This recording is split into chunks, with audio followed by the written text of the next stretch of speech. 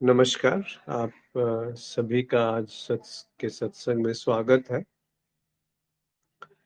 सत्संग में हम आध्यात्मिक विषयों पर बात करते हैं और जीवन से संबंधित कोई प्रश्न है तो उस पर भी चर्चा कर सकते हैं। तो किसी का कोई प्रश्न है तो वहाँ से वो अपने आप को अनम्यूट करके बोल सकते हैं या अपनी बात रख सकते हैं। कुछ प्रश्न है वहीं से शुरुआत करते हैं आज का। बीच में कोई अपनी अगर कुछ बात रखना चाहे तो उनका भी स्वागत है। पहला प्रश्न है कि क्या व्यवहारिक तल पर रहकर ब्रह्म को जाना जा सकता है या उसके लिए पारमार्थिक तल पर जाना पड़ेगा? व्यवहारिक से पारमार्थिक तल पर कैसे पहुंचा जाए? ये वेदांत दर्शन में आदि शंकराचार्य ने सत्य को या सत्ता को तीन तरह से विभाजित किया है। इसकी बहुत ज्यादा जानकारी मुझे नहीं है, परंतु उसके लिए पहले से ही क्षमा चाहता हूँ अगर कोई त्रुटि है।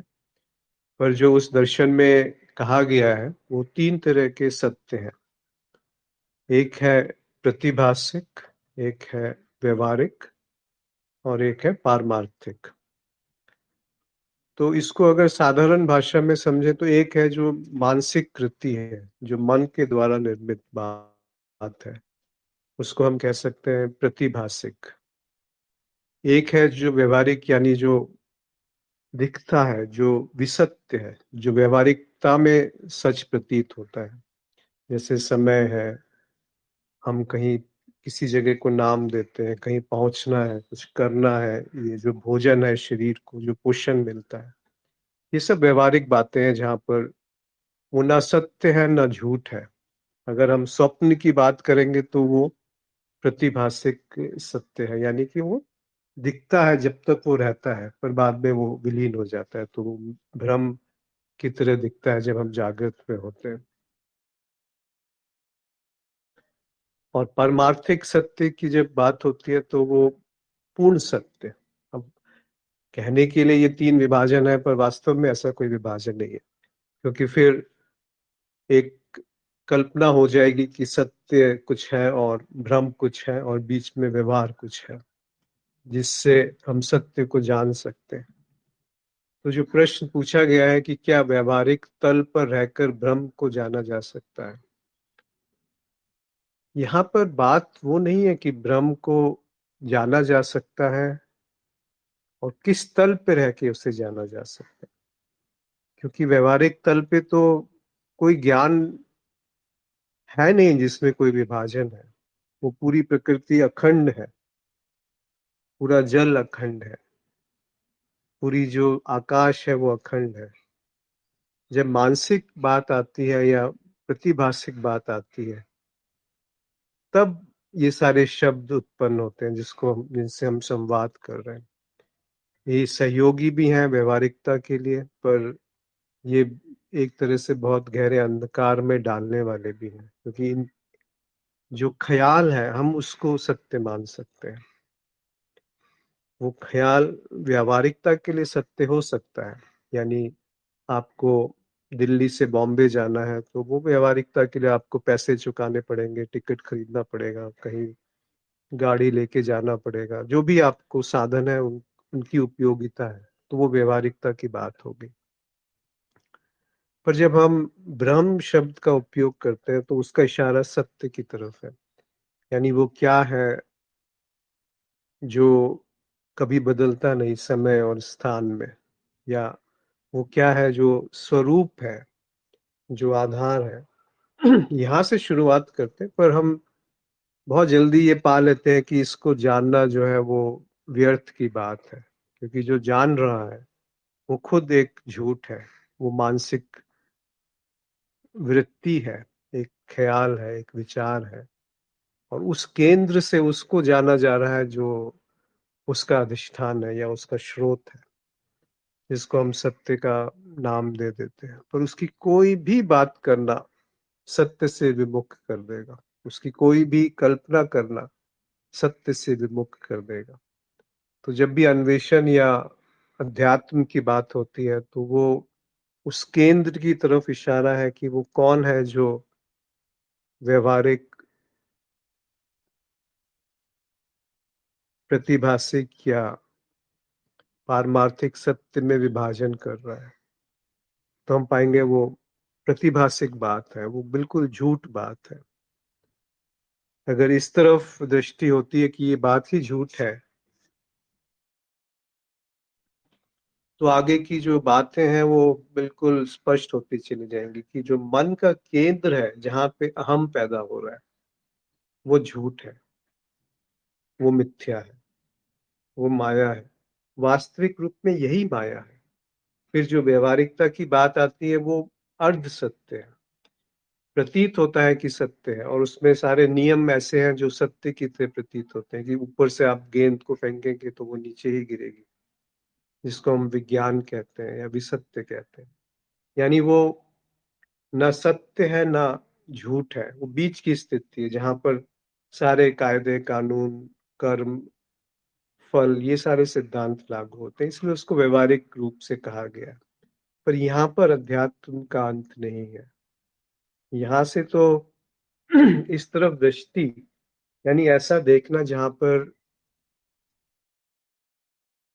कोई देखने वाला ना हो, या वो दृष्टि जो देखने वाले की तरफ घूम गई है, वहां से अध्यात्म शुरू होता है, और कदाचित वहीं पर अध्यात्म समाप्त हो जाना चाहिए।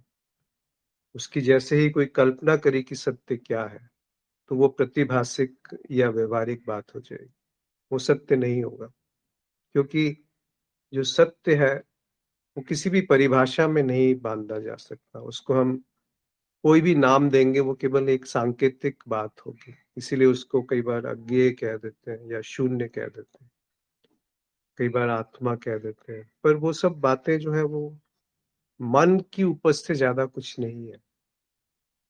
उसका ज्यादा जो प्रायोगिक चीज है वो है प्रेम। उसका जो ज्यादा प्रायोगिक चीज है वो है ध्यान। ध्यान यानी क्या?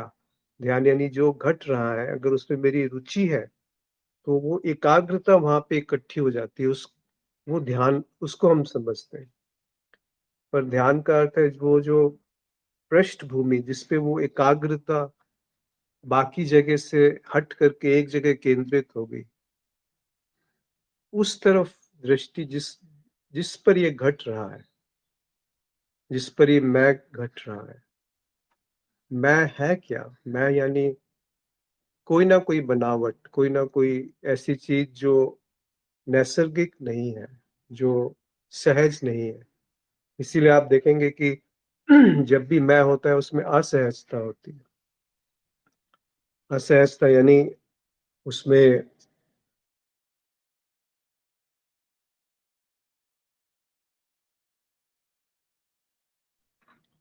क्षमा करें, असहजता का अर्थ है कि उसमें एक केंद्र है जो अपने आप को बाकी जो दृश्य है उससे दूर कर रहा है, उससे वो विलग कर रहा है, उससे एक दूरी बना रहा है। चाहे वो मानसिक दूरी है, भौतिक दूरी है, या किसी भी तरह की जो दूरी है, वो सारी की सारी उस असहजता से प्रकट होती है, जिसको हम अहम कहते हैं या मैं कहते हैं। तो अध्यात्म का अर्थ ही है कि अपना अध्ययन, कि वो मैं का केंद्र क्या है जहां से ये मैं प्रकट हुआ है। तो उस दृष्टि में अगर हम देखें तो ये सारे जो विभाजन है, चाहे वो व्यवहारिक हो, प्रतिभासिक हो या पारमार्थिक हो, ये सब सतही तौर के लिए ठीक है। पर जब पूरी की पूरी अन्वेषण उस तरफ जाता है कि वो कौन है जो अन्वेषण करने चला है, या कौन है जो परमार्थ को बता पाएगा कि सत्य क्या है, तब जाकर के आप पाएंगे कि वहां पे कोई ऐसा विभाजन है नहीं, और वहां पर अध्यात्म की शुरुआत होती है। और जैसे ही ये दिख गया, तो वहीं पर अध्यात्म समाप्त हो जाना चाहिए। नहीं तो जैसे हमने उसको ज्यादा पढ़ा, उसको ज्यादा उस पे मनन करते रहे, तो वो एक ख्याल के रूप में प्रकट हो जाएगा कि हाँ मैं जानता हूँ।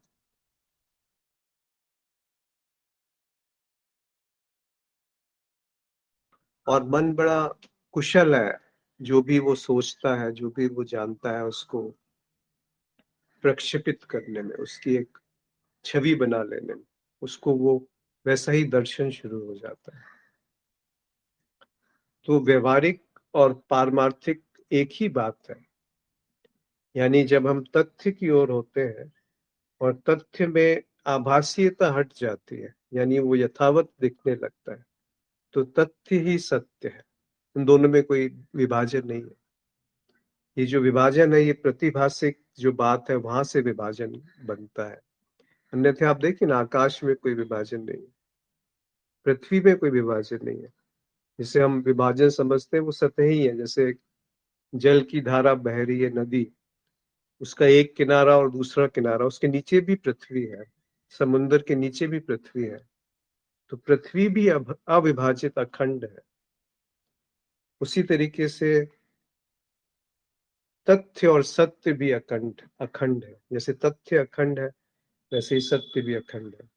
पर ये विचार भी कि ये तथ्य और सत्य अखंड है, अगर ये प्रतिभासिक क्षेत्र में है, तो फिर वो एक मैं का ही एक सूक्ष्म रूप है, जो कहता है कि मैं जान गया कि सत्य क्या है। सत्य को शब्दों में नहीं बांधा जा सकता, उसको बयान नहीं किया जा सकता, पर इसका अर्थ ये नहीं है कि सत्य है नहीं। वो उतना ही प्रचुर और विराट उपलब्ध है जितना कि आप हमारे सामने तथ्य उपलब्ध है। केवल आभासीयता जो है उसकी वहां से हटानी या उसका दिखना आवश्यक है कि जो केंद्र है मैं का, वही झूठ है। तो सारी आभासीयता उस केंद्र के साथ छट जाती है, गिर जाती है। एक एक हटके सवाल यह था कि दुनिया में इतने सारे दर्शन हैं, तो वो सब पढ़ने के बाद ही आपने अद्वैतवाद को ही क्यों माना या चुना? जब तक चुनने वाला है तब तक तो आप कोई भी वाद ले लें, चाहे वो द्वैत हो, त्रैत हो, अद्वैत हो, आत्मा को सत्य माने या अनात्मा को सत्य माने, शून्य या पूर्ण, धर्म, भक्ति, ज्ञान, कोई भी मार्ग या इस तरह का कोई भी विभाजन, जब तक वहां चुनने वाला है तो वो सब मिथ्या है। असल बात है कि वो चुनने वाले की तरफ जब दृष्टि घूम गई और वो चुनने वाला अगर विसर्जित हो गया, तो फिर ये सारे जो वाद है या विवाद है या सिद्धांत है या प्रत्यक्ष है या परोक्ष है, परोक्ष है, तर्क है कि अनुभव है, ये सारी बातें स्पष्ट दिखने लगेंगी कि ये किस तरफ इशारा किया जा रहा है। अन्यथा वो उस गुड़ का बखान होगा जो हमने कभी चखा नहीं है। उस गुड़ को चखते ही जो मैं है वो विसर्जित हो गया। उस गुड़ के चखने का अर्थ है, गुड़ तो एक उदाहरण है, पर उस चखने का अर्थ है कि मैं का विसर्जन। और वो एक बार होता है, ऐसा नहीं कि उसको बार बार देखना है कि मैं झूठ है। ये इतना सरल है, जैसे 2+2 4 होता है। वो एक बार आपको मौलिक बात समझ में आ गई तो आपको नहीं, वो ऐसी समझ है जहां पर आप नहीं रहते, तब वास्तव में वो प्रतिभासिक जो क्षेत्र है वो गिर गया। अद्वैत दर्शन में प्रक्रिया बताई गई है प्रतिभासिक से पारमार्थिक तक जाने के लिए। ये सब क्या है? अच्छा, बीच में एक प्रश्न रह गया कि बाकी सब दर्शन क्यों नहीं चुने?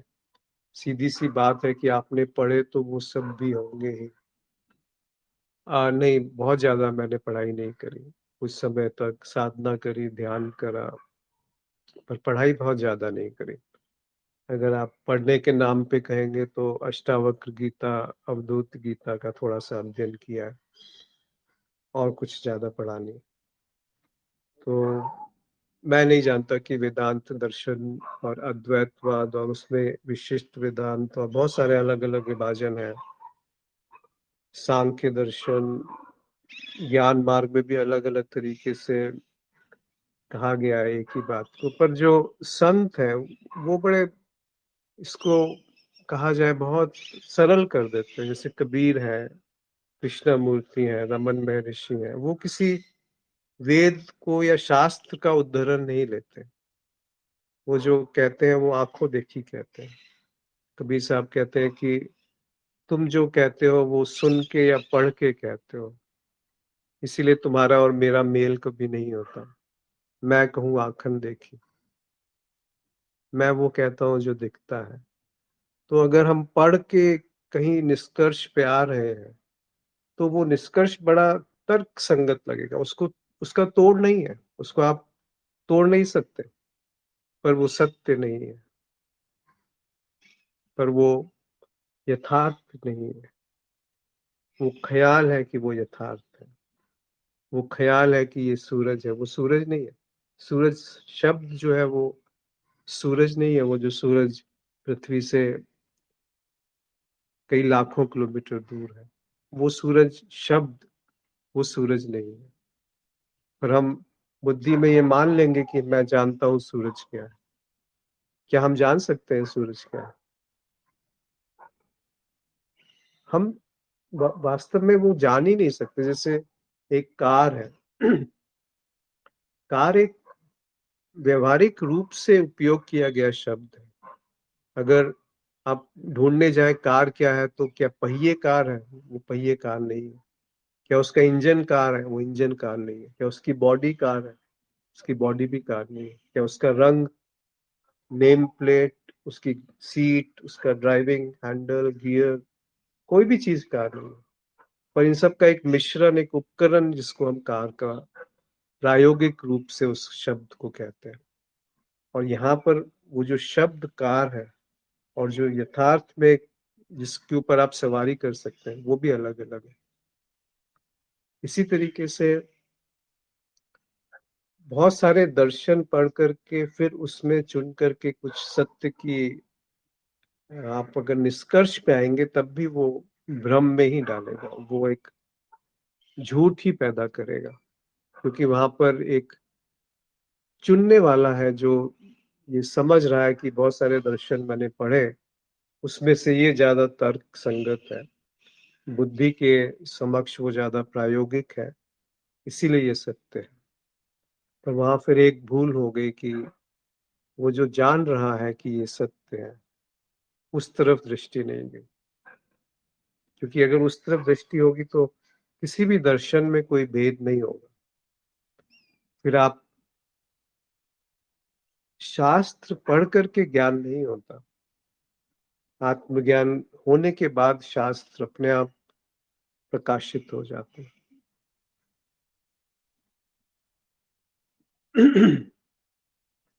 अद्वैत दर्शन में प्रक्रिया बताई गई है कि प्रतिभाषिक से पारमार्थिक तल तक जाने के लिए यह सब क्या है, फिर इस पे अभी बात हुई थी। मैं इतने सारे दर्शन पढ़ता हूँ, और भी दुनिया में लोग अपने अपने दर्शन मानने वाले हैं, तो क्या यह जरूरी है कि वो गलत दर्शन को मान रहे हैं? कोई भी दर्शन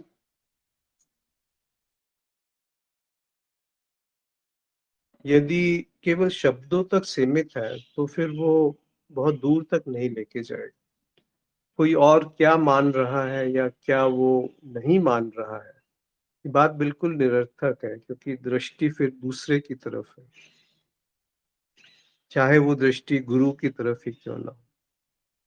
वही दृष्टि जब स्वयं की तरफ घूमती है कि वो क्या है जो इस जगह से, जिस जगह पे जाना जा रहा है वो क्या है, तब वहां पर भी आपको पता चलेगा कि जिस जगह से जाना जा रहा है उस जगह की निर्माण जो है, उसकी जो निर्मित हुआ है, वो एक ख्याल से बना है, एक विचार से बना है, वो एक अनुभव से बना है, वो एक प्रचार से बना है, वो एक प्रसार से बना है। तो उस तरफ भी झूठ दिखता है, एक मिथ्या दिखती है, जिसको हम मेरा होना कहते हैं। दो बातें होती हैं, एक मेरे होने का ख्याल, दूसरा जिसे हम मेरा होना कहते हैं। तो मेरे होने का ख्याल तो झूठ है। उससे पहले भी मेरे को अगर मैं नाम समझता हूँ या शरीर समझता हूँ, वो सब हट गया। फिर मेरे होने का ख्याल रह गया कि मैं ये हूँ, एक ख्याल है, वो भी हट गया। तो मैं हूँ जिस पृष्ठभूमि पे मेरा ख्याल चल रहा है। तो आप पाएंगे कि वो जो पृष्ठभूमि जिसको आप अडोल समझते हैं, जिसको हम अपरिवर्तनीय समझते हैं, उसका आधार भी वही है जो डोल रहा है, जो बदल रहा है, जो मन है। क्योंकि तथ्य की तरह नहीं जाना जा सकता कि तथ्य में बिना कुछ मन की मिलावट किए उसे देखा जा रहा है। तो फिर कुछ कहने को नहीं रह जाएगा, कुछ जानने को नहीं रह जाएगा। जो भी जाना जाएगा वो अधूरा ही जाना जाता है, झूठ ही जाना जाता है। तो ये जो सीमा देखना है, वहां पर शुरुआत होनी चाहिए। दूसरे क्या करते हैं उससे कुछ ज्यादा अर्थ नहीं है उसका। बहुत से ऐसे लोग भी हैं विश्व में जो अद्वैत या शंकराचार्य के बिना भी जीवन कुशल व्यतीत कर रहे हैं। तो इसका मतलब तो यह हुआ कि अद्वैत को जाने बिना भी जीवन जी सकते हैं। जीवन और अद्वैत अलग अलग बात नहीं है। अगर हम जांच करने जाएं कि जीवन क्या है, तो पाएंगे कि जीवन ही अद्वैत है। अब अद्वैत कोई सलूशन नहीं है, कोई समाधान नहीं है कि उससे जीवन में कुशलता आ जाएगी, या उससे जीवन में सुख आ जाएगा, या उससे जीवन आसान हो जाएगा, या उससे जीवन से दुख मिट जाएंगे, या उससे हमारे अंदर कोई सिद्धियां आ जाएंगी। फिर वो सब तो कुछ और आ गया। छोटी भी अगर एक कामना बची रह गई, तो अद्वैत की तरफ सम्यक गति नहीं हो सकती, अगर हम उसे गति कहना चाहें तो। एक छोटी सी कामना भी, एक जैसे आंख में एक तिनका गिर जाता है, तो वो पूरी आप देख नहीं सकते। अगर छोटा सा भी तिनका आंख में है, आप पानी से छींटे मार के उसको हटाएंगे। वही हालत है अगर अध्यात्म में कोई लक्ष्य है, कोई कामना है, कोई उपलब्धि है, कोई सिद्धि है, कोई ज्ञान है, कुछ भक्ति है, कोई ध्यान है, तो वो शुरू ही नहीं हुआ अध्यात्म। अद्वैत कोई समाधान नहीं है कि मेरा जीवन सरल हो जाए, संबंधों में प्रेम उमड़ आए और मैं मोक्ष को प्राप्त कर लूं। ये सब अध्यात्म नहीं है। अध्यात्म सीधी सरल बात है कि जो पृष्ठभूमि जिस पे ये सब घट रहा है, वो भी उतनी ही प्रकाशित है जितना घट रहा है। यानी जो देख रहा है और जो दिख रहा है, ये दोनों एक साथ प्रकाशित है। ये बात समझ ली, बुद्धि में पकड़ ली, तो फिर भूल हो जाएगी, फिर झूठ हो जाएगा। पर ऐसा नहीं है कि इसको जाना नहीं जा सकता, पर ऐसा भी नहीं है कि इसको जाना जा सकता है। ऐसा नहीं है कि हुआ नहीं जा सकता, ऐसा भी नहीं है कि हुआ जा सकता है।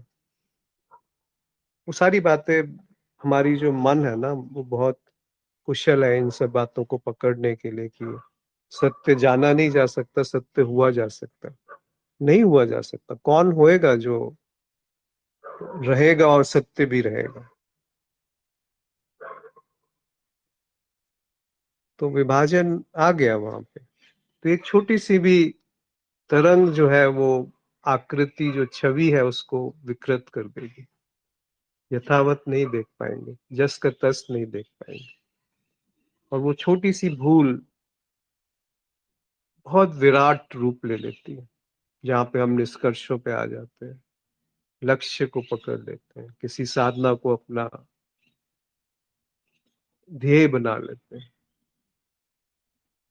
किसी गुरु की बात को सत्य मान लेते हैं। ऐसा नहीं कहा कि गुरु की बात सत्य नहीं है, या शास्त्रों में जो लिखा है वो सत्य नहीं है, उपनिषद जो उद्घोष करते हैं वो सत्य नहीं है, ऐसा नहीं कहा जा रहा है। पर यदि केवल सुन करके शास्त्र को, पढ़ करके शास्त्र को, या सुन करके गुरु को, उस बात को यदि दोहराया गया, तो वो सत्य नहीं है। तो फिर वो भ्रम पैदा कर रहा है, एक मैं का केंद्र जो कहता है कि मैं जान रहा हूँ या जान गया हूँ। आप देखेंगे वहाँ एक कट्टरवादिता आ जाती है कि जो ये बात कही गई है वही सत्य है, ये शास्त्र सत्य है। उसके नाम पे पता नहीं कितने युद्ध हुए हैं, हो ही रहे हैं, कि कुरान सत्य है, कि गीता सत्य है, कि बाइबल सत्य है। इन तीनों में विभाजन कहाँ है कि प्रेम का मार्ग सत्य है कि ज्ञान का मार्ग सत्य है? कुछ भी सत्य नहीं है। वो जो जान रहा है वही सत्य नहीं है। अब देखिए कहाँ पे आप अन्वेषण करेंगे? कोई भी अन्वेषण पूरा कब होगा? जब जो जान रहा है और जो जाना जा रहा है, यही तो मौलिक विभाजन है। उन दोनों पे एक साथ दृष्टि है।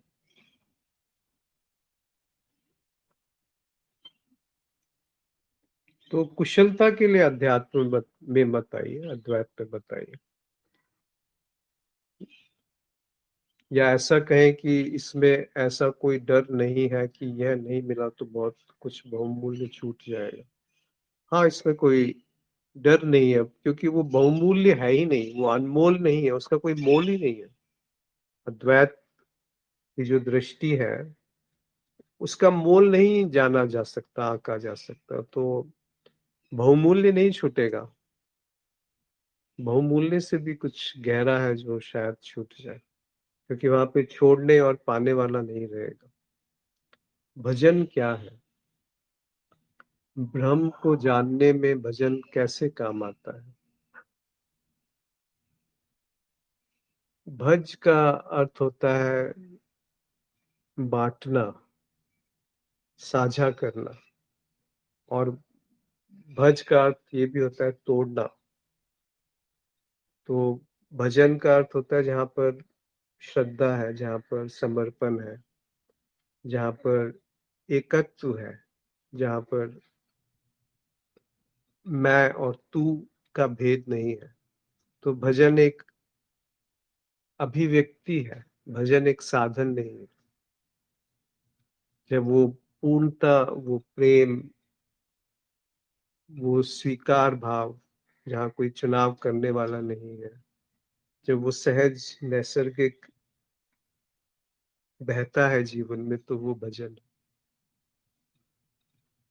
कि जहाँ मैं और तू अलग अलग नहीं है, जहाँ मैं नहीं है तभी तो वो तू से अलग नहीं होगा। जहाँ तू ही तू, ये भी कहने वाला कोई नहीं। जहाँ मैं ही मैं नहीं हूं तो अनुभव कैसे होगा, ये भी कहने वाला कोई नहीं। वो भजन है। तो वो एक अभिव्यक्ति है उस प्रेम की, उस पूर्णता की, जो मैं के अभाव से प्रकट होती है। पर अगर हम ये समझे कि भजन करके हम उसको पा लेंगे, तो शायद कहीं चूक हो जाएगी। यानी भौतिक रूप से, जिसको कहा गया है कि बैखरी वाणी से जब बार बार एक शब्द का दोहराव करना भी भजन है। उस दोहराव करते समय उसके पीछे यदि अंतर्दृष्टि नहीं है कि क्या है जो दोहराव कर रहा है, किस धरातल पे ये दोहराव हो रहा है, तो फिर वो दोहराव कहाँ लेके जाएगा? फिर बैकरी बैकरी से मध्यमा रूप से भजन होता है, जहाँ पर बहुत सूक्ष्म रूप से वो सुना नहीं जा सकता, कोई और नहीं सुन सकता, लेकिन वो जप या भजन चल रहा है। फिर अंतिम में अपरा जप होता है, जिसमें एक पश्यति बीच में आता है, जहाँ पर देखना घट रहा है, पर वहां पर भी विभाजन है, देखना और देखने वाला। और अंत में अजपा जप या अपरा भक्ति होती है, जिसमें कि जो इस मन बुद्धि के परे है। वही अंतिम बात है, जहाँ भजन करने वाला और जो भजन हो रहा है और जिसके लिए भजन किया जा रहा है, ये तीन नहीं है। वो भजन है, वही ध्यान है, और वही ज्ञान है, वही आत्मज्ञान है, वही बोध है। अब इनको अलग अलग नामों से कहा गया है, आत्मा, परमात्मा, देव, इष्ट। भगवान, ईश्वर, ये सब अलग अलग नाम है उसी बोध के, उसी उसी सत्य के जहां पर मैं नहीं है, जहां पे कोई विभाजन नहीं है। भक्ति का अर्थ होता है जो विभक्त ना हो। विभक्त यानी टूटा हुआ, विभाजित। और भक्त यानी जहां पर सारा जो तोड़ है वो समाप्त हो गया, सारी टूटन जो है वो समाप्त हो गई।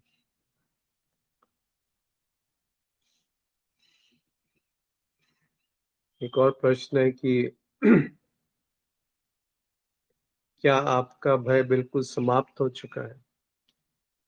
मेरा भय समाप्त नहीं हुआ, पर भय क्या है वो जान लिया गया कि मेरा भय जैसा कुछ नहीं होता, तो वो भय भी स्वीकार है। कम हो गया, छीन हो गया, कभी कभी आता है और विसर्जित हो जाता है। और जब वो आता है तो वो ऐसा नहीं है कि वो गलत चीज है, वो नहीं आना चाहिए। अगर भय समाप्त हो गया तो 10वीं मंजिल से कूद जाएंगे, क्योंकि भय नहीं है कूदने का। वो बात नहीं हो रही। भय का अर्थ है कि ऐसा भय नहीं कि जिसको हम मानसिक रूप से निर्मित करते हैं कि कल मेरा अपमान ना हो जाए, कल मेरे पास जो है वो मुझे छोड़ के ना चला जाए, जिसे मैं प्रेम समझता हूँ वो टूट ना जाए, जिसे मैं जीवन समझता हूँ वो अंत ना हो जाए, जिसे मैं शरीर मानता हूँ वो समाप्त ना हो जाए मानसिक रूप से। मानहानि या इस तरह की जो चीजें हैं, वो कोई भय नहीं है, क्योंकि भय की भूमिका समाप्त आ गई, समाप्त हो गई। कि भय जो है उसकी एक अपनी उपयोगिता है जीवन यापन करने के लिए, पर वो बहुत सीमित उपयोगिता है। भय जो है बहुत जल्दी चिंता में परिवर्तित हो जाता है कि जैसा मैं चाहता हूँ यदि वैसा ना हुआ तो क्या होगा, जो मेरे पास है वो छूट गया तो क्या होगा, किसी ने मुझे गलत समझ लिया तो क्या होगा, किसी ने मुझे अपशब्द कह दिए तो क्या होगा, ये जो ज्ञान मैंने इकट्ठा किया ये छूट गया तो क्या होगा, दोबारा पुनर्जन्म में मुझे ये नहीं मिला तो क्या होगा। इस तरीके की जो बकवास है वो समाप्त हो गई। कुछ है नहीं करने वाला। जब करने वाले की तरफ दृष्टि है तो जो करा जा रहा है उसका कोई महत्व नहीं रहता। फिर वो एक, कहा जाए तो लीला हो जाती है, एक खेल हो जाता है। ज्ञान मार्ग और भक्ति मार्ग दोनों एक साथ चलते हैं, ये एक दूसरे के बिना अधूरे हैं। पिछले सत्संग में ये बात आई थी, थोड़ा स्पष्ट समझ में कम आ रही है, आपसे प्रार्थना है कि आप स्पष्ट और सरल करें। अभी वही बात हुई भजन के संदर्भ में कि ज्ञान और भक्ति अलग अलग बात नहीं है। अगर इनमें भेद बना हुआ है तो वो एक चुनाव का भेद है, और एक चुनने वाला बना हुआ है जो कह रहा है कि मैं भक्ति को श्रेष्ठ मानता हूँ, या जो कह रहा है कि मैं ज्ञान को श्रेष्ठ मानता हूँ, या कोई और है जो कहता है कि मैं ध्यान को श्रेष्ठ मानता हूँ। ये तो वही बात हो गई कि हिंदू श्रेष्ठ है कि मुसलमान श्रेष्ठ है कि ईसाई श्रेष्ठ है, मेरा गुरु श्रेष्ठ है कि तुम्हारा गुरु श्रेष्ठ है, मैं श्रेष्ठ हूँ कि तुम श्रेष्ठ हो। ये सारी बातें बहुत सतही तौर पे कही जाने वाली बातें, इनका कोई अर्थ नहीं है अध्यात्म के संदर्भ में। अध्यात्म के संदर्भ में भक्ति और ज्ञान में कोई भेद नहीं। जब तक ज्ञानी है तो ज्ञान नहीं हुआ, जब तक भक्त है तो भक्ति नहीं हुई। जब तक मैं हूं तो न ज्ञान है, न भक्ति है, न ध्यान है। और जब ज्ञान है कि मैं झूठ है, तो भक्ति में वही भक्ति प्रकट है, क्योंकि वहां विभाजन नहीं है। भक्ति का अर्थ है जहाँ पे कोई विभाजन नहीं है। ज्ञान का अर्थ है जहाँ पे कोई विभाजन नहीं है। ध्यान का अर्थ है जहाँ पे कोई ध्यान ही नहीं है। तो सब अलग अलग है कहाँ रहे, मार्ग अलग है कहाँ। अब आप रामकृष्ण परमहंस को क्या कहेंगे, भक्त की ज्ञानी? कोई भेद नहीं है भक्ति में और ज्ञान में। बेशक कृष्णा मूर्ति देखेंगे कि वो ज्ञान मार्ग में है, पर वो उनसे बड़ा भक्त कम ही मिलेगा। हो सकता है वो भजन ना करते हो। पर वहां कोई विभाजन नहीं है। जो जो ज्ञान मार्ग को श्रेष्ठ या अलग बता रहा है, वो तो खुद को भी स्पीकर कहते हैं। जैसे एक माइक्रोफोन होता है ना, स्पीकर, उसकी श्रेणी में खुद को डाल देते हैं। तो जो ज्ञानी है वो सबका दास बन जाता है, और जो भक्त है वो ज्ञान को भी समर्पित कर देता है। जो ध्यान है वो भक्त और ज्ञान की कोई उसमें अहमियत ही नहीं होती, बस होश, बस ध्यान। तो ये दो तीन अलग अलग पाए हैं। जैसे एक कुर्सी है, उसके चार पाए हैं, उनको आप एक को ध्यान बोल लीजिए, एक को भक्ति बोल लीजिए, एक को ज्ञान बोल लीजिए, एक को कर्म बोल लीजिए। पर क्या ये चार अलग अलग बातें? एक पाए को आप खींचेंगे तो पूरी कुर्सी साथ में आ जाएगी। ऐसे ही कुछ है।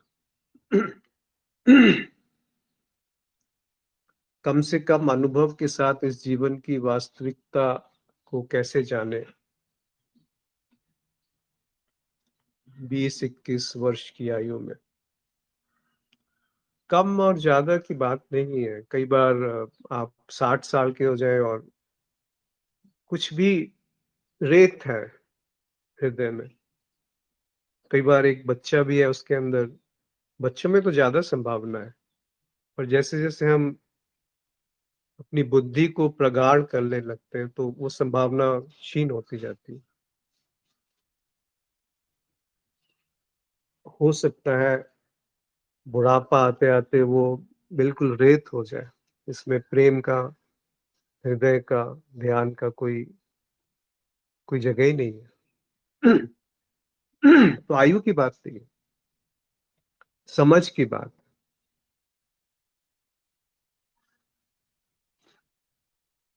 आदित्य जी ने लिखा है, भजन प्रेम की छलकी हुई शब्द या बूंदे हैं। जी। भीष्म नारायण जी ने लिखा है कि क्या मैं और अस्तित्व दो हैं? यदि दो नहीं है तो मैं क्या है? यही तो अन्वेषण है मौलिक, नारायण जी, कि मैं झूठ है, जो है वो अस्तित्व है। तो दो नहीं है। अगर दो हो गए, मैं और अस्तित्व, तो फिर द्वैत हो गया ना, फिर अद्वैत कहना गलत हो जाएगा। तो मैं क्या है? मैं को आप कह सकते हैं कि जो मैं है वही अस्तित्व है, या मैं झूठ है। फिर दोनों बातें सही हो गई, क्योंकि दो नहीं रहे, मैं और अस्तित्व, जानना और जानने वाला, और बीच में कोई प्रक्रिया। अगर जानने वाला है, जाना जा रहा है, बीच में कोई प्रक्रिया है, तो वो तीन हो गए।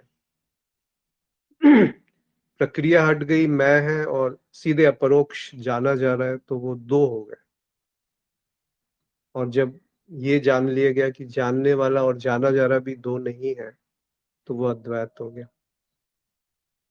तो मैं का जब भी स्वरूप आएगा वो द्वैत में ही संभव है, और मैं का जब विसर्जन है तो वही अद्वैत है। उसी को हम अध्यात्म भी कह सकते हैं, या जिस मर्जी आए आप नाम से बुलाना चाहे, वो आपकी मौज। मौलिक बात है कि उस मूल बात को पकड़ा कि नहीं, कि मैं नहीं जान सकता कि सत्य क्या है। मैं कभी नहीं जान सकता कि सत्य क्या है, पर मैं की मिथ्या को जान सकता है। और मैं की मिथ्या को जानना ही मैं का विसर्जन है। अगर उसमें विलंब है कि मैं को मिथ्या देखा और उस वो बना हुआ है, तो फिर वो जाना ही नहीं गया, फिर उसका ख्याल जाना गया। एक ख्याल का ख्याल जाना गया। मैं खुद एक ख्याल है। जैसे सपने के ऊपर हम चर्चा करते हैं, या सपने के अंदर कोई और सपना देखा जा रहा है, उस तरह की बात हो गई। एक झूठ के ऊपर दूसरा झूठ, फिर तीसरा झूठ। किस हद तक हम अपने आप को बेवकूफ बनाते रहते हैं, क्योंकि वो मौलिक बात नहीं पकड़ी, जो मूल बात है उस तरफ दृष्टि नहीं गई। और किसी मित्र का कोई सवाल हो, या कोई बात जो स्पष्ट करना चाहें? जी, प्रणाम। जी, नमस्कार। मैं अगर झूठ है, तो किसका झूठ है?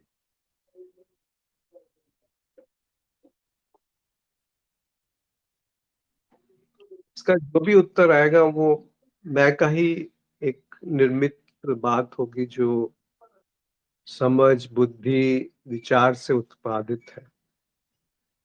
क्या ऐसा कुछ उत्तर आ सकता है जिसमें मैं की कोई भूमिका नहीं है? क्योंकि आप जैसे ही कहेंगे किसका झूठ है, तो एक अधिष्ठान की सत्ता स्थापित हो गई।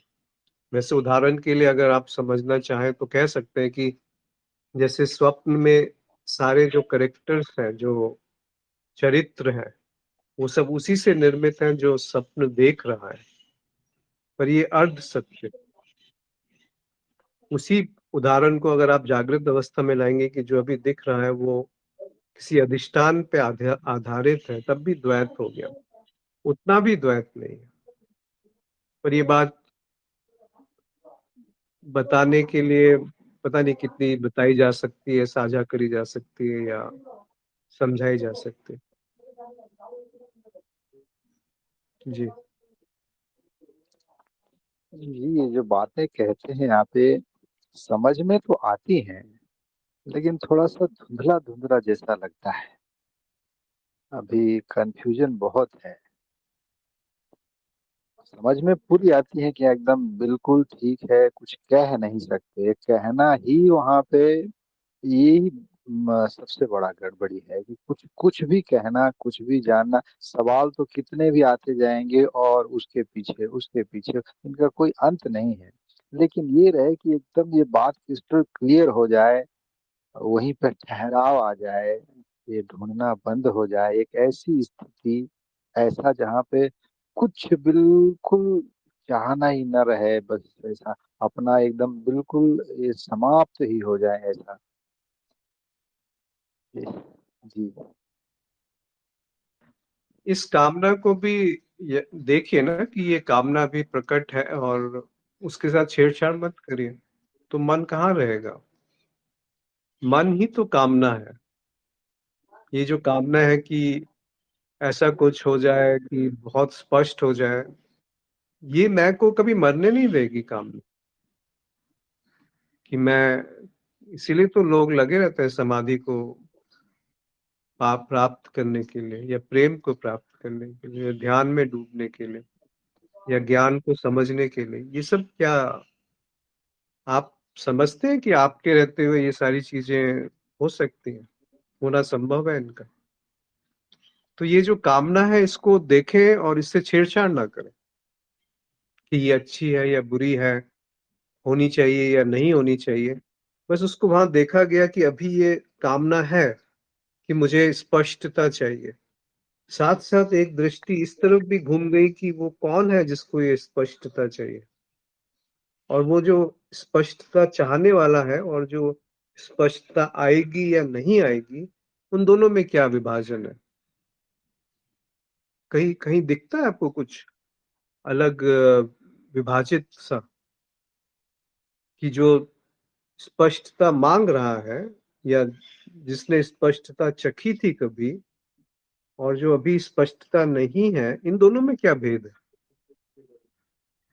और वो जो स्पष्टता जान रहा है कि कभी थी और अभी नहीं है या आगे कभी होगी, ये किस धरातल पे घट रहे हैं? कहाँ कहीं कुछ ऐसा दिखता है आपको कि विभाजन है या एक ख्याल है? तीनों ही ख्याली पुलाव है एक तरह से। समझ समझ पा रहे हैं नारायण जी, जी? जी, वो आपके धरातल जिस धरातल पे हो रहा है, वो धरातल छूटते ही ये सब चीज़ गड़बड़ होता है। हाँ, पर वो धरातल छोड़ने वाला कौन है?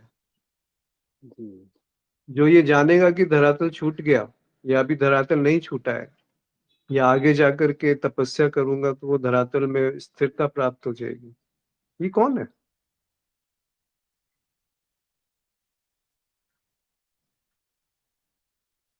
जी। यही तो बात है कि वहां पे कुछ शब्द नहीं आएंगे, कुछ नहीं कह पाएंगे।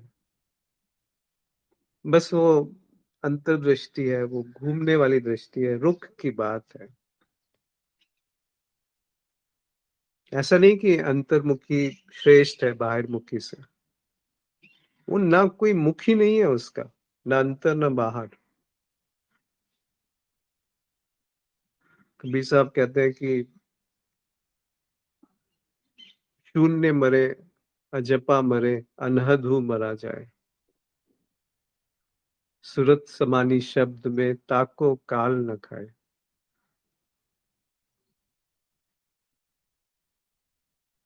सब मर गया।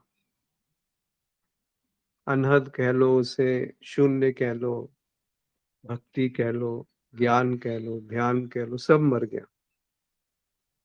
सूरत समानी शब्द में वो जो होश है, सूरत यानी वो होश की तरफ इशारा करता, वो जो होश है वो अभी जो घट रहा है वहां समा गई, यथावत समा गई। जो की त्यों धर दीनी चदरिया, मतलब कुछ उसमें छेड़छाड़ नहीं हुई। तो वो वहां पे रस है। ताको काल ना खाए, उस वो काल नहीं है वहां पे, फिर समय नहीं है वहां पे। समय यानी बुद्धि नहीं है वहां पे, मन नहीं है, कामना नहीं है। वो धरातल ही नहीं है जिसपे समय मन बुद्धि काम करते, करने योग्य बनते हैं। मुझे पता नहीं ये बात स्पष्ट हो पाई कि नहीं। जी स्पष्ट हो रही है, कोई उसमें डाउट नहीं है, स्पष्ट हो रहा है।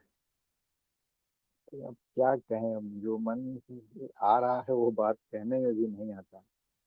नहीं नहीं, उसको और स्वीकार आपके कर लीजिए ना। नारायण जी देखिए, ये नहीं कहा जा रहा है कि मन को काम करने करना गलत है।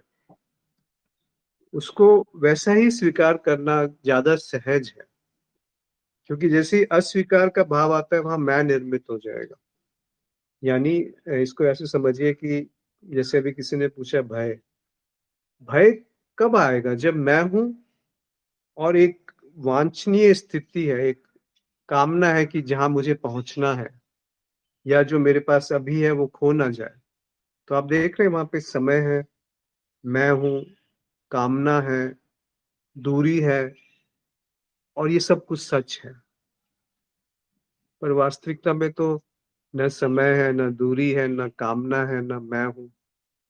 ये सब एक आभासीय, जिसको प्रतिभासित सत्य कहा गया है, उस धरातल पे चल रहा है। ये सब तो व्यवहारिक भी नहीं है। अब मैं 10 साल पहले किसी से मेरी लड़ाई हो गई, उसके अपशब्द, उसकी जो चोट है वो अभी तक अपने साथ रख के चल रहा हूं। तो ये क्या है? कब तक इस भ्रम में हम जीते रहेंगे कि मैं साक्षी हूं, या मैं जान गया हूं, या मैं सत्य हूं, या मैं सत्य को जान सकता हूं? दृष्टि मैं की तरफ देखिए कि ये मैं है क्या, जो ये घोषणा करता है कि मैं कुछ हूं या मैं कुछ नहीं हूं। मैं हूं या मैं नहीं हूं, दोनों बातें झूठ है।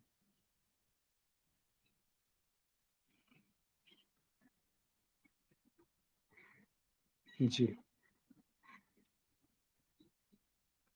सूरज ने लिखा है राज एक जी, जी बोलिए। जी, आज आज जो एक बात बताए अभी कि जो अस्तित्व का, कि अस्तित्व देखा नहीं जा सकता, अस्तित्व हुआ जा सकता है, ये बात भी गलत है। ये बहुत अच्छी लगी बात ये। उसमें होना भी क्या है। जी मौलिक बात यह है नारायण जी कि कुछ भी हम बुद्धि से समझेंगे ना, वो बात झूठ होगी। क्योंकि बुद्धि ही झूठ है, वो सीखी सिखाई बात पे आधारित है। तो जो सीखी सिखाई बात पे आधारित है, वो सत्य को कैसे जानेगी? एक प्रश्न है सूरज का कि सत्य को उस उपस्थिति के रूप में समझा गया है जो कभी कोई अनुभव नहीं है। तथ्य को मिथ्या एवं अनित्य प्रतीति के रूप में समझा गया है। सत्य और तथ्य को वास्तव में समझने के बाद हम इस ज्ञान को भी त्याग देते हैं। क्या यह ज्ञान का समर्पण स्वाभाविक है? क्या यह नदी पार करने के बाद नाव को त्यागने जैसा है? जी। कोई भी उदाहरण जो है ना सूरज जी, वो पूर्ण नहीं हो सकता। जैसे कहा गया है कि नदी नाव संयोग है ये जीवन। आप देखें ना, पूरा का पूरा संयोग है। जिसको आप आरोपित करते हैं, जिसको आप दुष्ट समझते हैं, वो एक संयोग है। वो वहां वो थोड़ी है जो दुष्टता को प्रकाशित कर रहा है या अभिव्यक्त कर रहा है। या वहां पे वो थोड़ी है जो भक्ति को या प्रेम को की झरना जहाँ स्रोत फूट रहा है। तो आप पाएंगे कि वो एक संयोग है, नदी और नाव का संयोग। नदी बह रही है, नाव भी बह रही है। थोड़ा पानी उस क्षण में जो टकरा गया, हम उसको संबंध कहते हैं। उसको हम मान सम्मान अपमान, जीवन, जन्म मृत्यु, समय, देश काल, इन सब से संबोधित कर देते हैं। ज्ञान भक्ति, ये सब नवी नदी और नाव संयोग से ज्यादा कुछ नहीं है। फिर जो आप उदाहरण दे रहे हैं कि जब ये समझ लिया ज्ञान झूठ है, मेरे द्वारा करी गई भक्ति झूठ है, मेरे द्वारा किया गया ध्यान झूठ है, मेरे द्वारा जाना गया ज्ञान झूठ है, तो वो बस नदी और नाव के संयोग की तरह हो गया। फिर ऐसा नहीं कि नदी को पार करके नाव को छोड़ के कहीं जाना है। वो नदी नाव संयोग के रहते हुए भी उसकी मिथ्या जो है वो दिखने लग जाती है।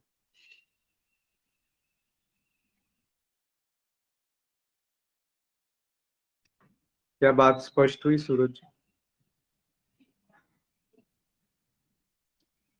और कोई मित्र कुछ पूछना चाहते हैं या अपनी बात रखना चाहते हैं?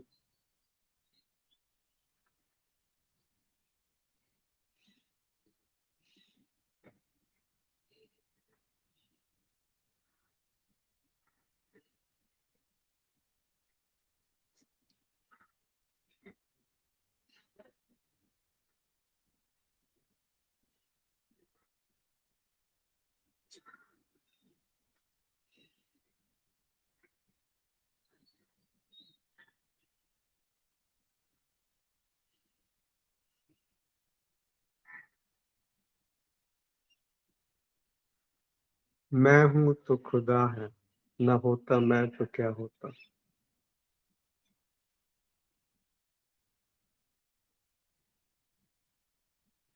ये सारी खुदाई मेरे होने से है।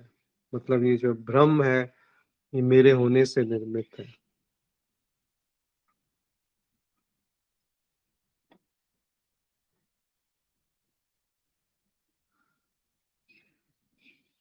कहीं मेरा होना ही तो झूठ नहीं है।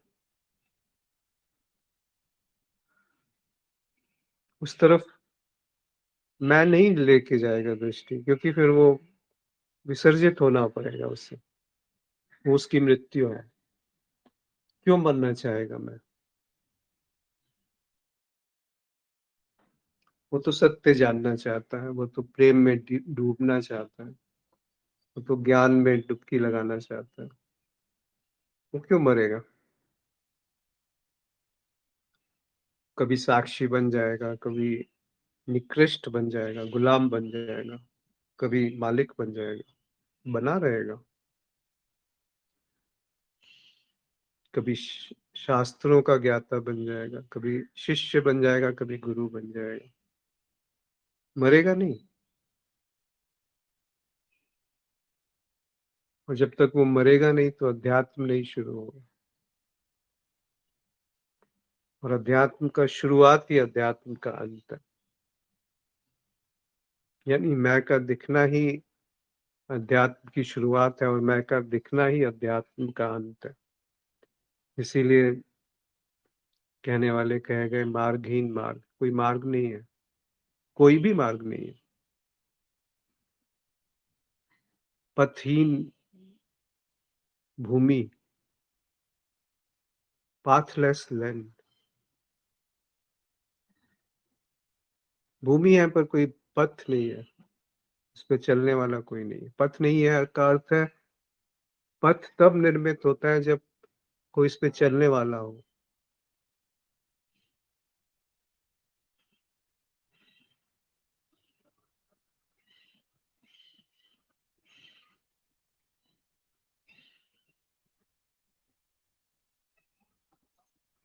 शालिनी ने लिखा है कि अस्तित्व का हर स्पंदन एक अनुभव पैदा कर रहा है और अपनी ही गति को जान भी रहा है।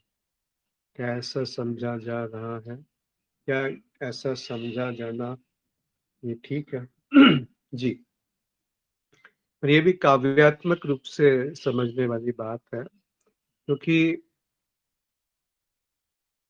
चाहे हम कुछ भी कह दें, उसे शून्य कहें, पूर्ण कहें, अद्वैत कहें, द्वैत कहें, स्पंदन कहें, या स्वयं में ही वो एक प्रतिभासित रूप से प्रकट है, अर्ध सत्य है, न सच है न झूठ है, सच भी है और झूठ भी है।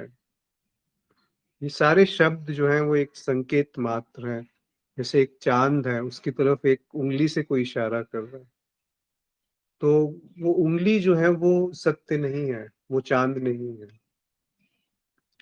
हमारी गलती क्या होती है कि ना तो हम उंगली की तरफ देख रहे होते हैं और ना चांद की तरफ देख रहे होते हैं।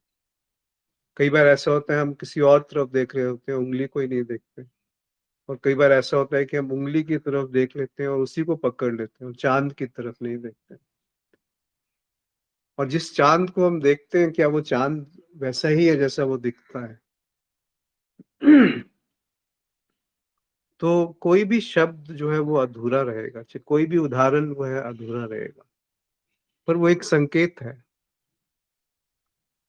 वो संकेत है कि अगर उस रस का जो बूंदे हैं वो जीवन में उतर रही है क्या, जीवन में उसका स्वाद, उस स्पंदन का स्वाद है, वो स्पंदन जहाँ पे कोई स्पंदन करने वाला नहीं है, जिसको अनहद कहते हैं, जहाँ पे कोई आहत नहीं है, जहाँ पे कोई चोट नहीं है जिससे वो स्वर पैदा होता है।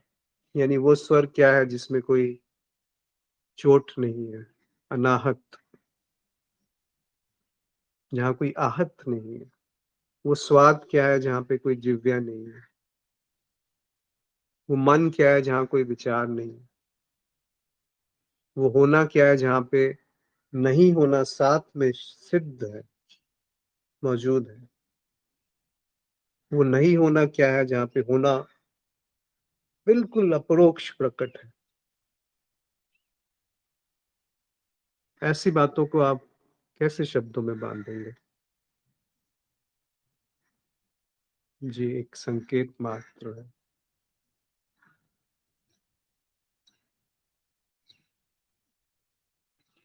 और कोई मित्र? शालिनी, बात कुछ जमी या ऐसे ही है?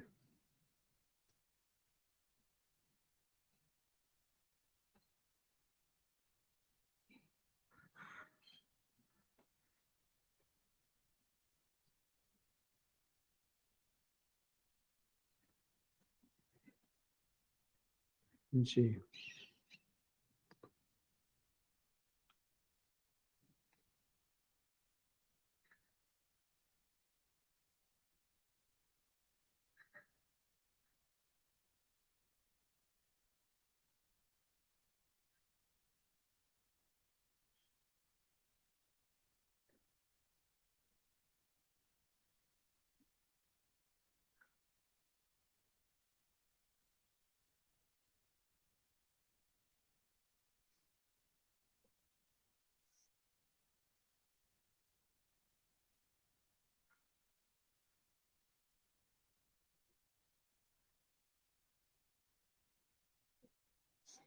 जितना कहा जाएगा उतना यदि बुद्धि से समझा गया तो वो और हमें झूठ के नजदीक लेके जाएगा। जितना कहा गया, यदि वहां पे बुद्धि विसर्जित हो गई और उस बुद्धि के विसर्जन से साथ साथ मैं भी विसर्जित हो गया, तो फिर शब्दों की आवश्यकता नहीं।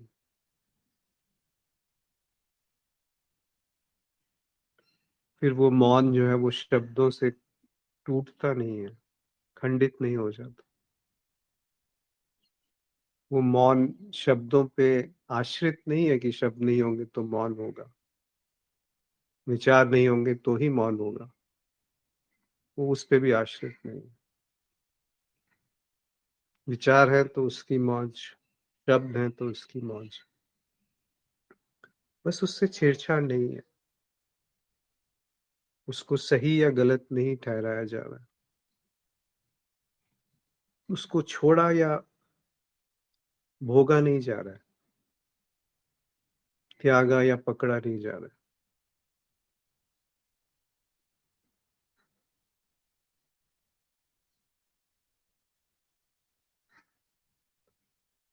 ईशावास्य उपनिषद में कहते हैं तेन त्यक्तेन भुंजिता, जिसने त्यागा उसने भोगा, जिसने भोगा उसने त्यागा। यानी वो मौन जिसमें भोगने और त्यागने में कोई भेद नहीं है। अगर त्याग एक कृत्य है तो वो भोग जैसा है, और भोग में ही अगर त्याग समाहित है तो भोग फिर भोग नहीं है, फिर भोग में ही त्याग है। और त्यागने में अगर त्यागने वाला बना हुआ है तो त्याग में भोग है। भोगने में कोई भोगने वाला नहीं है तो भोग ही त्याग है।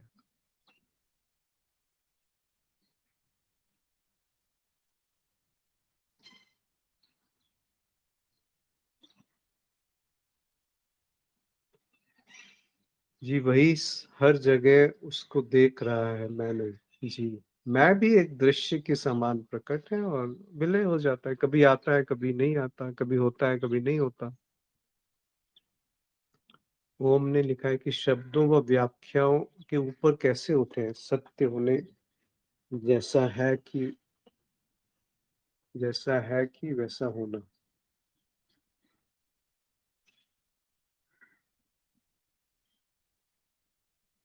इसको भी स्वीकार कर लीजिए कि कोई है जो शब्दों के ऊपर उठना चाहता है, क्योंकि जैसे हम ये कहेंगे कि ये शब्दों के ऊपर उठना है तो वो उसकी व्याख्या हो गई जो खुद एक शब्द है।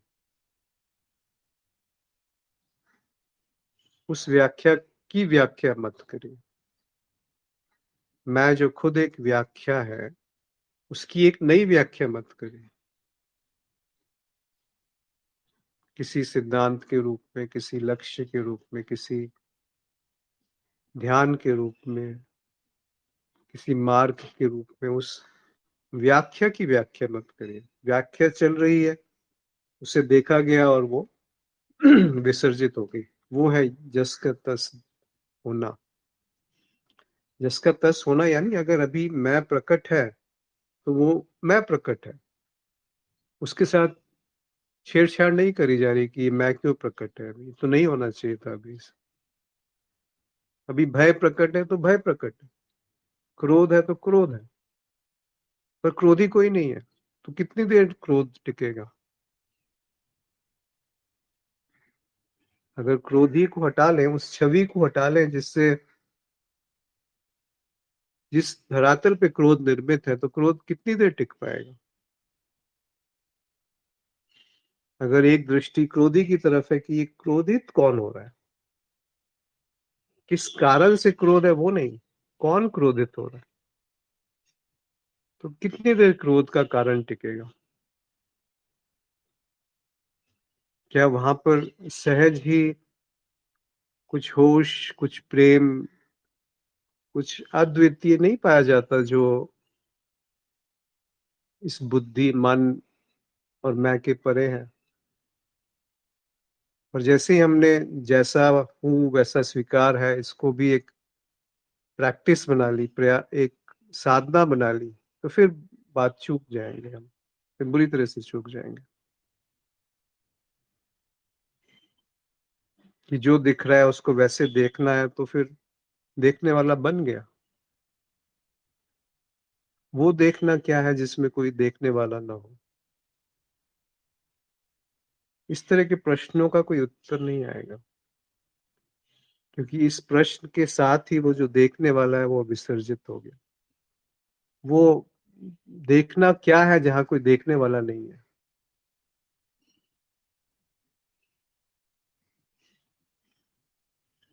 अब आप क्या इसके बारे में कहेंगे?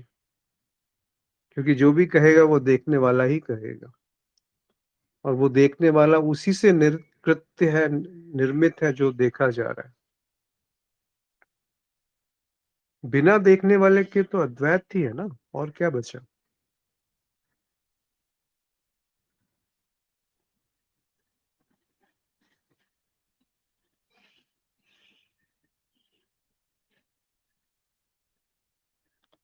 और किसी का कोई प्रश्न? अन्यथा आज यहाँ पे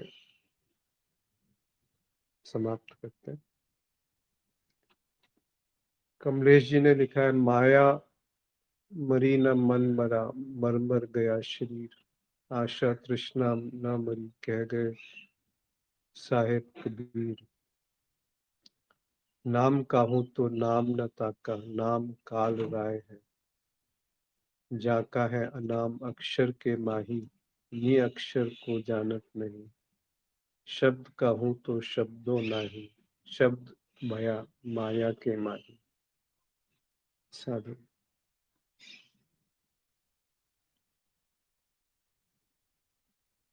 ओम ने लिखा है कि सहज शांति रहती है। जी। यहाँ तक कि वो शांति की उपस्थिति भी बेमानी है। हम शांति को समझते हैं जब आसपास का माहौल में ज्यादा उत्तेजना नहीं है, बहुत ज्यादा शोर नहीं है। दूसरी शांति हम समझते हैं जब मन में विचार कम है या नहीं के बराबर है। तीसरी शांति हम समझते हैं जो गहरी नींद है, जहाँ ये भी नहीं पता कि मैं हूँ या मैं नहीं हूँ। पर ये सारी शांति किसी ना किसी चीज पे आश्रित है। वो जो होश की शांति है, वो ऐसी शांति है जहाँ पे कोई शांत है ये भी जानने वाला नहीं। इसकी भी प्रतिभिज्ञा नहीं है कि अभी शांति है। वो शांति अशांति से भंग नहीं होती।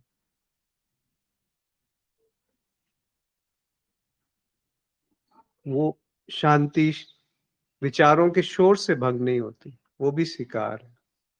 तभी तो ये प्रकृति टिकी हुई है। जो सूरज की रोशनी है वो तभी तो टिकी हुई है कि वो भेद नहीं करती कि उसमें कोई पापी है कि कोई पुण्यात्मा उस रोशनी में प्रकाशित है।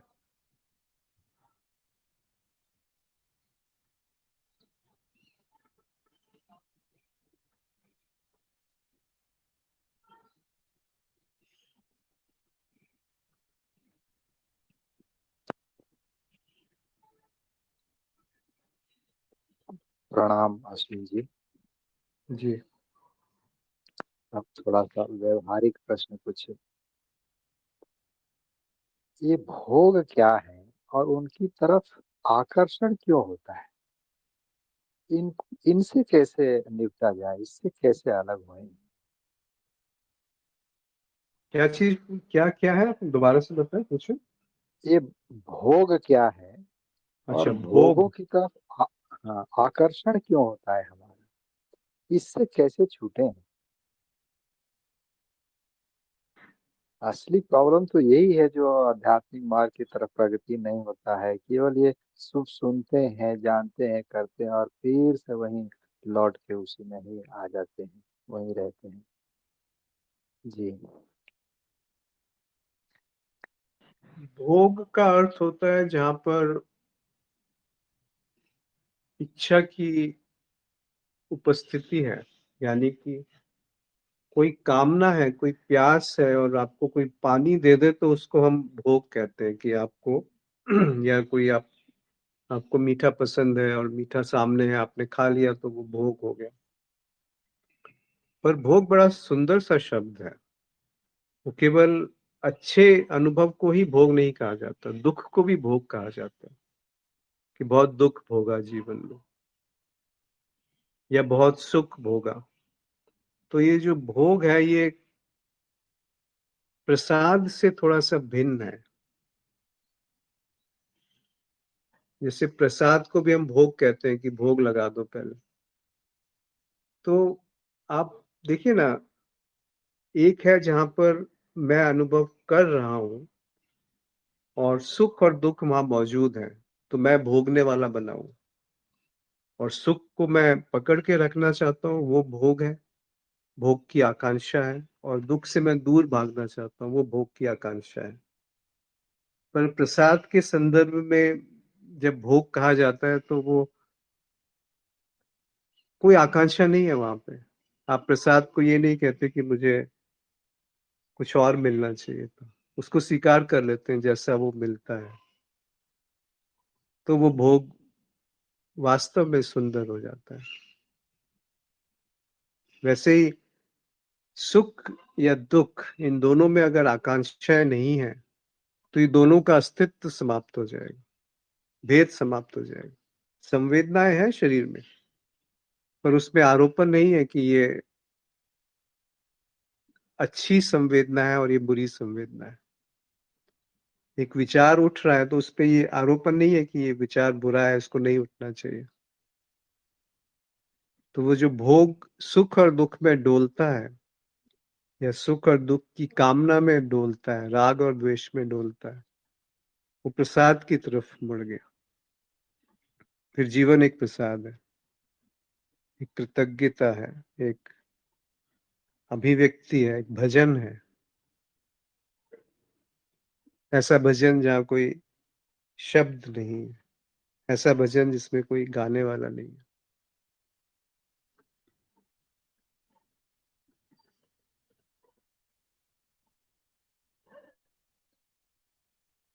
जी, आप सभी का आभार आज जुड़ने के लिए। नमस्कार।